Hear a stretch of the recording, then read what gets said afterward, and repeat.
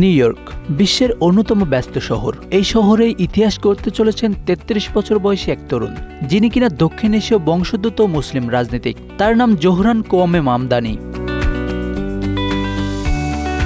জোহরানের জন্ম উগান্ডার কাম্পালায়। বিখ্যাত শিক্ষাবিদ মাহমুদ মামদানি ও ভারতীয় চলচ্চিত্র নির্মাতা মীরা নায়ারের সন্তান হিসেবে মাত্র ৭ বছর বয়সে তিনি চলে আসেন নিউ ইয়র্কে। সেখানে শিক্ষা ও বেড়ে ওঠা।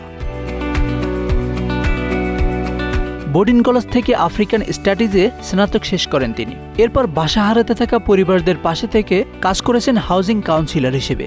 রাজনীতিতে আসার লক্ষ্য ছিল স্পষ্ট, মানুষের জীবন বদলানো। চলতি বছরের শুরুতেই মামদানি বিয়ে করেছেন ২৭ বছর বয়সী সিরীয় শিল্পী রামা দোয়াজিকে। তিনি ব্রুকলিনে থাকেন। রামার কাজ the New York, the Washington Post ও ভাইসের মতো আন্তর্জাতিক প্রকাশনায় প্রকাশিত হয়েছে। তিনি অ্যানিমেশন ও সিরামিক শিল্পেও কাজ করেন।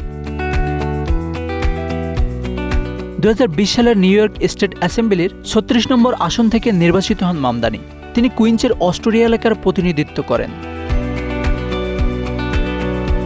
২০২৫ সালের জুন নিউ ইয়র্কের মেয়র পদের ডেমোক্রেটিক প্রার্থী হিসেবে র্যাঙ্ক চয়েস ভোটে অপ্রত্যাশিতভাবে এগিয়ে যান মামদানি। তিনি প্রথম রাউন্ডেই পান ৪৩.৫% ভোট, যা ছিল প্রায় ৪,৩২,০০০-এর মতো। তার নিকটতম প্রতিদ্বন্দ্বী সাবেক গভর্নর অ্যান্ড্রু কুমো পান ৩৬.৪% vote.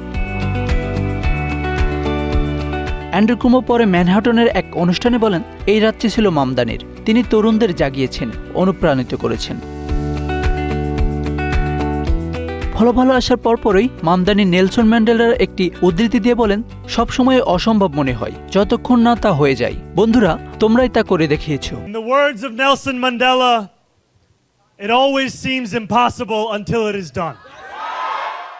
My friends, we have done it. Mamdani Urdu, Spanish ও বলিউডের ভাষা ও কন্টেন্ট ব্যবহার করে পৌঁছে গেছেন বিভিন্ন কমিউনিটির কাছে। তিনি হয়ে উঠেছেন জেনজির চোখের একজন আশার প্রতীক। তিনি স্পষ্টভাবেই বলেছেন, ইসরায়েল গাজায় গণহত্যা চালাচ্ছে। তিনি বিডিএস আন্দোলনের প্রবল সমর্থক এবং নেতানিয়াহুর মতো যুদ্ধাপরাধে অভিযুক্তদের গ্রেপ্তার করতে পিছপা নন। সমালোচকরা যেভাবে তার মুসলিম পরিচয় আর ফিলিস্তিনপন্থী অবস্থান নিয়ে আক্রমণ করেছে, মামদানি তাতে অটল থেকেছেন। তিনি বলেন, আমি ইসরায়েলি বা মার্কিন সরকারের নীতির সমালোচনা করি, কোনো ধর্ম বা জাতির নয়।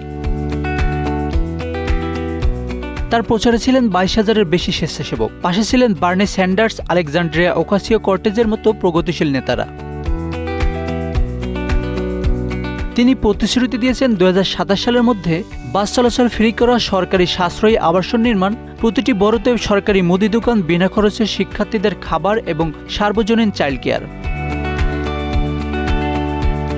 এই সবকিছু বাস্তবায়নে মামদানি চান কর ব্যবস্থার রূপান্তর। বড় কোম্পানি ও উচ্চায়ের মানুষদের কাছ থেকে বাড়তি কর আদায় করে বছর প্রায় $৯.৪ বিলিয়ন রাজস্ব তোলার পরিকল্পনা আছে তার। নিউ ইয়র্ক এখন তাকিয়ে আছে এই তরুণ নেতার দিকে। ইতিহাস কি গড়া হবে? আগামী নভেম্বরেই জানা যাবে। জোহরান মামদানির হাতে কি উঠছে নিউ ইয়র্ক শহরের চাবি? Ashanur Rahman Mithu, Bangla affairs, news desk.